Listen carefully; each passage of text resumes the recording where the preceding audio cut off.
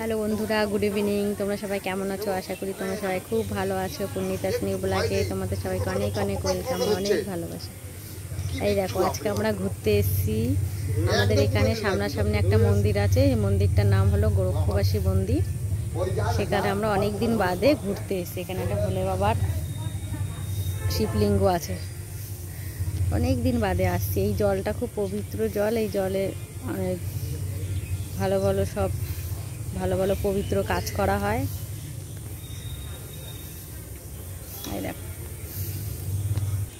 এই দেখো এখানে একটা মন্দির আছে। এখানে অনেক কটা মন্দির আছে।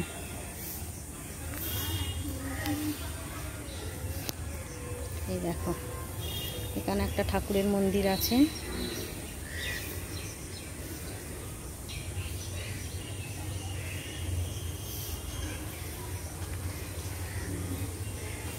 এই যে আমার ছেলে আর আমার হাজবেন্ড।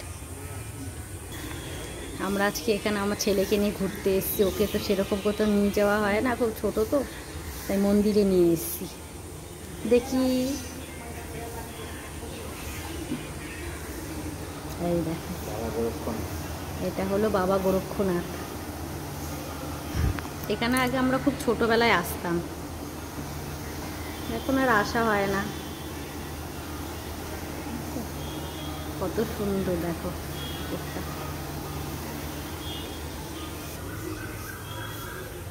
অনেক বড় জায়গা।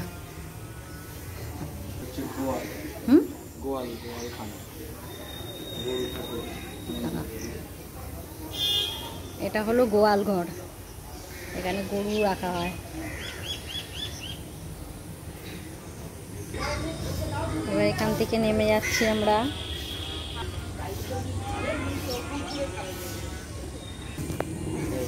শিবলিঙ্গ আছে এগুলো। এটাও শিবলিঙ্গ একটা। এই আর একটা মন্দির, এটাও শিবলিঙ্গ মন্দির, শিবের মন্দির। ভেতরে যারা আছে তারা এখানে পুরোহিতরা পুজো দেয়।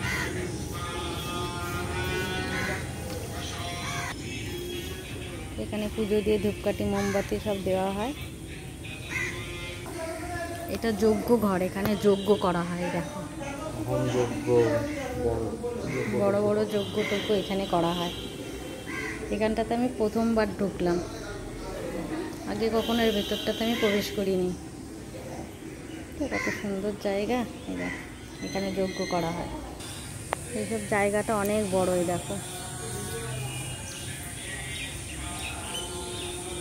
এই যে আমার ছেলে আর আমার হাজব্যান্ড। এই যে সোনা, এই যে আমার সোনা এখন হেঁটে হেঁটে ঘুরে ঘুরে। হ্যাঁ, আমার ব্যাগে আছে। এখানে জুতো পরে প্রবেশ নিষেধ। ছোট বাচ্চাদের পায়েও জুতো পরা যাবে না। এইগুলো হলো সাধুদের ঘর। এখানে সাধুরা সব থাকে।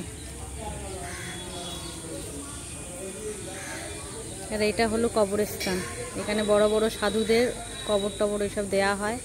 সাধারণ মানুষ আর মহিলাদের এর ভেতরে প্রবেশ নিষেধ। কিন্তু কত সুন্দর জায়গাটা।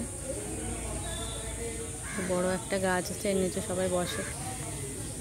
এবার এখান থেকে বেরিয়ে যায়। সোনা, একটু টাটা করে দাও। টাটা বন্ধুরা।